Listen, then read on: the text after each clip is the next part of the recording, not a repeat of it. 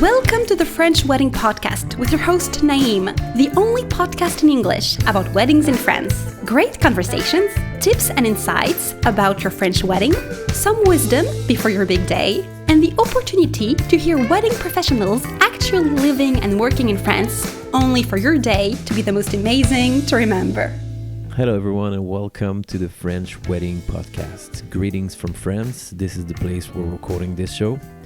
I'm Naïm, professional ceremony officiant based in my hometown, Paris, and I created this show especially for future brides and grooms willing to get married in Paris or anywhere in France.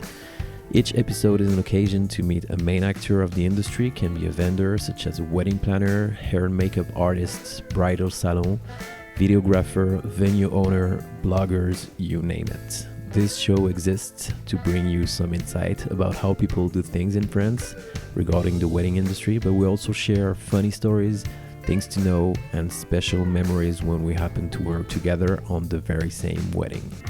Today is a special episode again as I have a returning guest, Katerina Meyvial, who jumped in to come back and talk about elopements in Paris.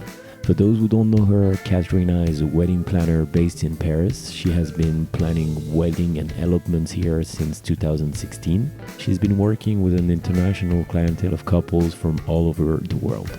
Besides that, Katerina is also a wife, mom, and champagne lover. So take a step back, relax, and welcome back Katerina on the French Wedding Podcast.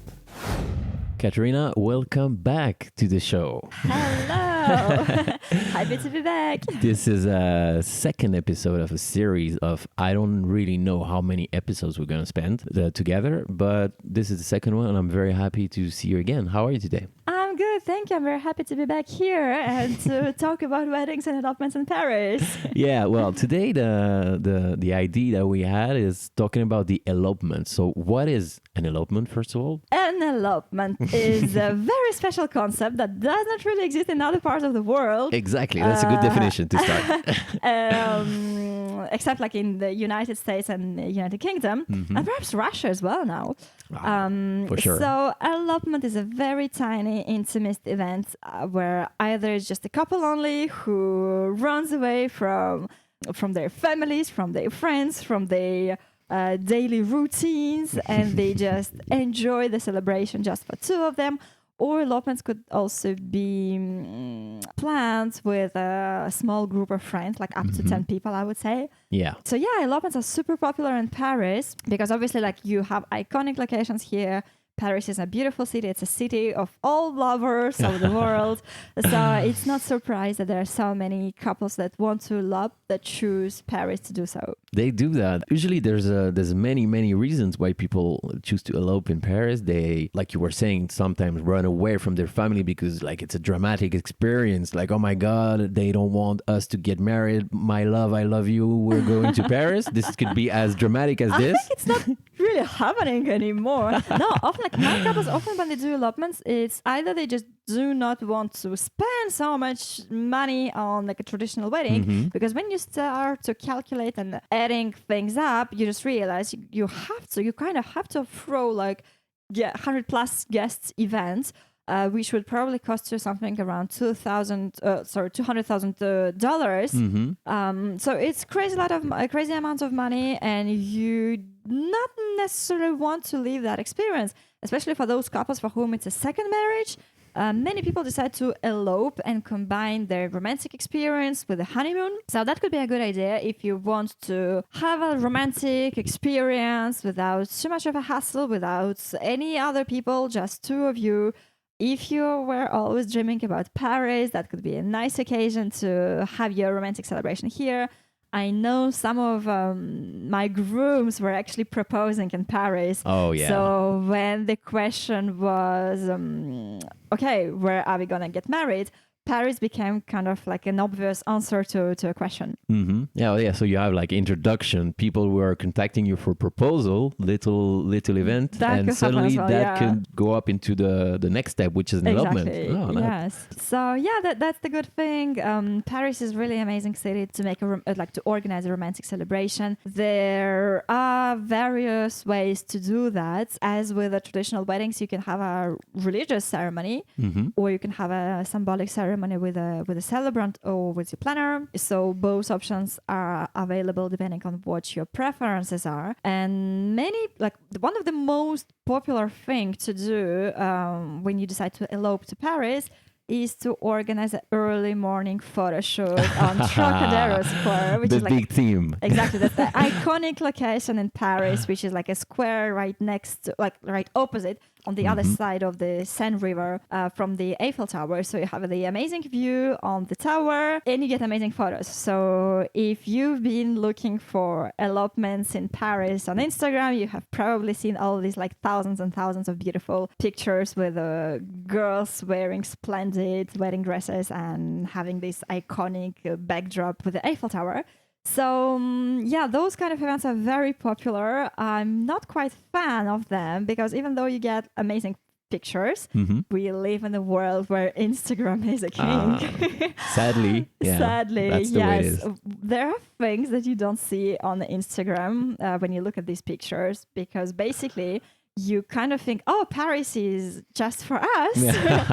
We are the only two people in Paris so That's early in the true. morning, which is wrong It's because wrong. what you don't see on these pictures on Instagram is that there are approximately 10 other couples next to you doing Sometimes. exactly the same thing. So the intimacy of the moment is kind of disappearing when you realize that no, you're not on your own. You were not the only one who had this great idea. That's kind of sad, but it's also true.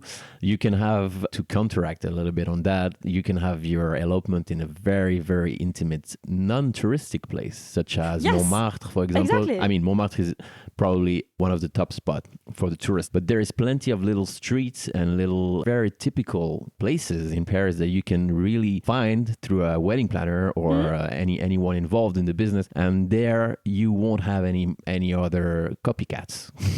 That's true, but at the same time, those tiny little streets would not have an Eiffel Tower view That's most true. of the time. I agree with that. So yeah, there are pros and cons to this solution. Definitely, like it's advantageous for you if you have a limited budget, and if the main thing that you're looking for from this event, from this elopement, is our beautiful photos. If this is your main target, if this is the main goal of this celebration for you, definitely having an early morning photo shoot with like a small ceremony before that is a great idea. But if you're looking for like a real authentic experience, like a lifetime experience, I would recommend you to invest more in order to plan an event where you would be the boss of your event. I would really recommend having a private venue for your vows exchange celebration. And for at least the beginning of your photo shoot, and perhaps also for like a small celebration, like with a sweet table and champagne and things The like little that. details. Exactly, because after all, having beautiful photos is amazing, but what you're looking for is also the experience itself. And if it's just like an elopement and not a big wedding, you still want to have like an experience to remember. You don't travel so far. You don't travel to Paris just to take photos because everyone can do that. You also want something very unique, very Parisian, a true experience to remember and to share with your loved one. So I think, yeah, it's definitely a good idea to invest and to plan an event that would be much more intimate, much more elegant, and much more you. The problem with the places like Trocadero Square or any other iconic locations is that you cannot install any decoration there. Yeah. You cannot have a sweet table. You cannot have like a sweet moment for you too. You have to be walking and displacing constantly. I know there are some photos you can see online. Actually, I did some photos like that as well. Yeah, where you have like a sweet tables that being installed like in some lovely spots with lovely views, etc. What you don't see on these photos is that those places look pretty on photos, but they do not necessarily feel and look pretty in real life. Exactly, So, which is the Instagram rule anyway. Exactly. So you have to be aware that Instagram is not the reality. Right. So you have to bear that in mind. Once again, what's the most important thing when you plan your elopement or your wedding abroad? You have to make informative decisions. One of the easy way to, for example, counteract touristic place and the fact that there is other couple is simply to go early. I always try to tell my couples who are doing elopements in a very touristic place such as Trocadero, let's go at when the sun is rising, 10 or 15 minutes after the sun rise. Usually it's not that busy. You can find there's other still people. at least 10 couples. Always. There will still at least be like 10 couples around you doing the same thing. Like, to be honest with you, I have stopped doing this kind of ceremonies because I do not feel that this is the experience I want to share with my clients, with my couples. Most of the time, what I would recommend is that getting a private space. It could be a hotel with a terrace, with a view on the Eiffel Tower. You will have exactly the same quality of images. You will have this iconic backdrop. You will have the amazing view. You will get amazing photos, with the exception that there will be no random drunk guy walking past you, screaming and shouting. That can happen, yeah. We all had these kind of experiences. We all had elopements where couples were reading their vows, and there were just someone random walking past and shouting something. Maybe he was happy and he was cheering for the bride and groom, but you don't really want to have to hear these weird voices, especially if you have a video, not only photo. The moment will be spoiled, like it could be spoiled if you do not give yourself all the chances to make it as private as you can.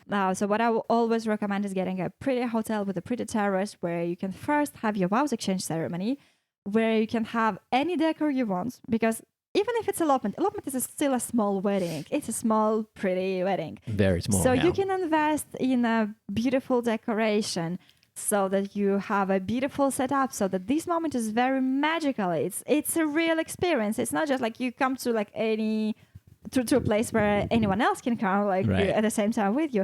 You come to a private place where everything is set up just for you. Yeah. It's just for your experience. This is absolutely unique. That makes a difference. I agree with that. Exactly. And there are quite a few like secret locations that are not quite really known, neither by international clientele nor even by like local people. So if you plan to have an elopement with so special events, I will be more than happy to share my secret location list to make your ceremony very unique and very special, and to give you the access to the beautiful view, amazing backdrop without any random negative things around you. That's good. That's very good to know. When you were talking about the intimate view on the roof, suddenly I had the Shangri-La hotel in mind. Yes. What do you think about this place? Do you like it? Well, those like the Shangri-La is the hotel monster in a way that they are super famous, and most of the time you will see photos from like when a couple has like an elopement in a private place. Most of the time you will see photos from Shangri-La, because they are situated right next to the Eiffel Tower. They have got like loads of rooms with balconies and with a pretty view. So the hotel is amazing. It's a splendid place. It's a palace, actually. It's not even a 5-star hotel. It's a palace.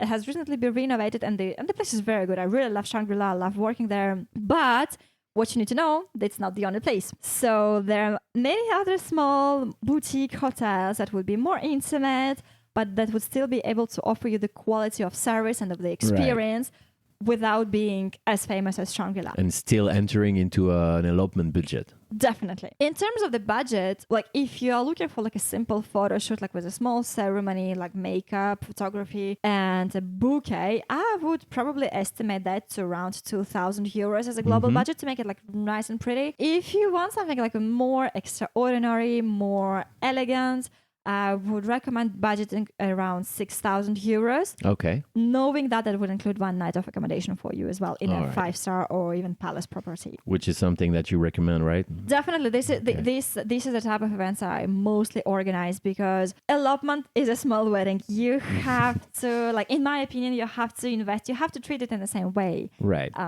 So I love sharing a beautiful, authentic Parisian experience. I love sharing what is the best in Paris, be it champagne, champagne, be it patisserie. Champagne lover. I've seen that on your website. I'm a huge champagne lover, and we all are. and I'm happy to share Good. my good addresses, my favorite brands and everything.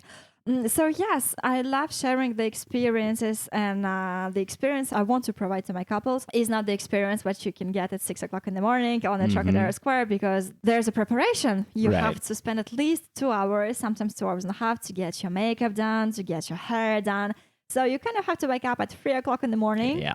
Early bird. Exactly. You have to wake up your fiance at 3 o'clock in the morning, which is sometimes difficult as well. So yeah, it's not the way how I would envision the perfect day of my couples. Waking up at 3 o'clock in the morning, doing a makeup in like a half dark room of the hotel with your husband probably still sleeping next to you, unless you have a suite with a separate rooms for getting ready. And so yes, this is not the experience I prefer to give my couples. I want you guys to enjoy Paris in a laid back atmosphere, without any pressure, without being tired, without being sleepy, without forcing yourself to drink champagne at 6 o'clock in the morning because you've just actually exchanged your vows, so you kind of feel like you have to drink champagne, but it's 6 o'clock in the morning. So you are Breakfast kind of feeling time. more coffee than champagne.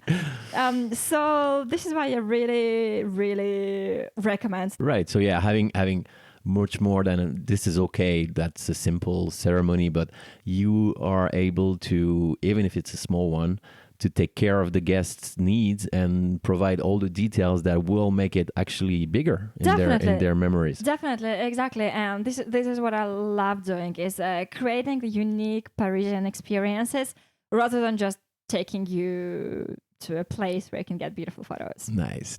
So what would the couple expect? That will contact you first, and then you will, I guess, guide them through the steps. What are the steps? These steps, for an elopement. when you plan your elopement, first of all, you should have an idea of the period. Once again, that could be a weekend, that could be a weekday. I think for an elopement, it will be more interesting to have it on a weekday, especially during the high season, because all the vendors would probably be busy during weekends because they have got like bigger events. So if you're flexible on dates, definitely having your event on a weekday would be more interesting. First, you will probably be able to negotiate rates. Okay. But what's the most important, that you will have a larger pool of vendors available for you to cover your event.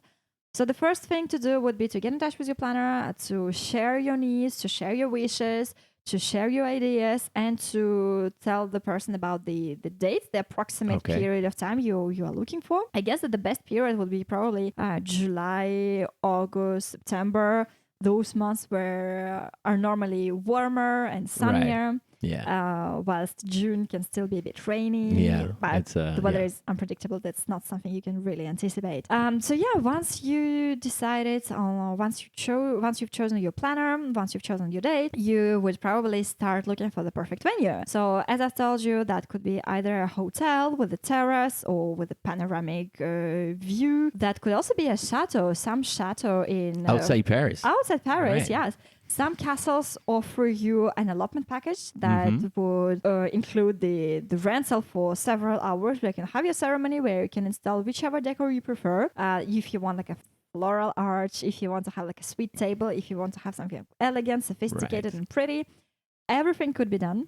So yes, you can have like a mini tiny wedding with all the setup, with all the backdrop. You can also have like an intimate dinner for two, or candles with champagne, with a private service. It could be done either before or after your photo shoot. So you can also have a car rides around Paris. You can have a private boat tour in Paris. You can have, I don't know. Is there something that they cannot have, no, Katerina? Everything is possible. That's pretty good. Actually, the elopement by itself is kind of just a ceremony, but what I think is really good about what you're proposing to the clients is enhancing the experience to a dinner for two, candlelight dinner. Who can say no to this? Exactly, especially car when you're in ride. Paris. Car ride in limousine with some champagne in there. Like, why would you not do that when once you're in Paris? Exactly. You have to. This is why I really recommend treating this elopement as like a very unique and special moment for you to live and to remember. because this is the day you will never forget. Of course, it's super important to pronounce your vows because it's a super strong emotional moment, because this is probably one of the rarest moments in life when you tell your partner about your feelings in a beautiful manner. Yeah. Like after when you are married, say, "Oh, I love you. Oh, I love you too. Oh, good night." So this "I love you" phrase, it's not perceived in the same moment, in the same way. Sorry. Yeah. So yes, having an elopement and having beautiful vows, saying what you're feeling and why this person is so special to you. This is so super important. This is actually why I love symbolic ceremonies more than I do like religious ceremonies, because they're so much more personalized. They're so much more intimate. That's true. Yeah. So once you did that, I think you definitely need to have the follow-up experience to live together and to share together. Do you have sometimes people who are proposing and then they are like, oh, okay, well then we're going to book the elopement with you or book the wedding with you because we want to do it in Paris? Never happened to me. No? Never happened to me for the moment. I did proposals as well. But once again, proposals, I treat them as an elopement in a way. I love when it's private. I love when it's worked well through. I love when you have all the necessary setup, and it's really special when you just do not propose in front of everyone. It's really personal. Like all women are different. We all expect the perfect proposal to be done in different ways. Yeah. Some people, like some women, would love to have a photographer at this moment. Some people, some women don't mind. Women or men, actually. Some people don't mind having people around them at this moment. Some people don't mind being in a restaurant at this moment. Yeah. The public exposure sometimes can be a problem. Exactly. Well, it depends. Like some people love it. And I think once again, like with Instagram culture, we overestimate the necessity of having a photographer at this moment, because women, after all, we will always be women. We think about how do we look like, and if we get too emotional, we don't want to be ugly on photos. So you're kind of getting distracted on photos instead of living the moment. So I think having like for me, but it's really personal, the perfect proposal would not have a photographer there. I agree 100% with that. I was just looking at the other day on Instagram, which is a platform that I really love. It's great for promotion but I was looking at a video of a proposal in the restaurant of the Eiffel Tower. Okay. I don't know if you guys have seen it recently. It was on top of every hashtag. Yes? Yeah, of course she had no choice. Okay. It was grabbed by probably a waiter or a manager of the restaurant who was involved.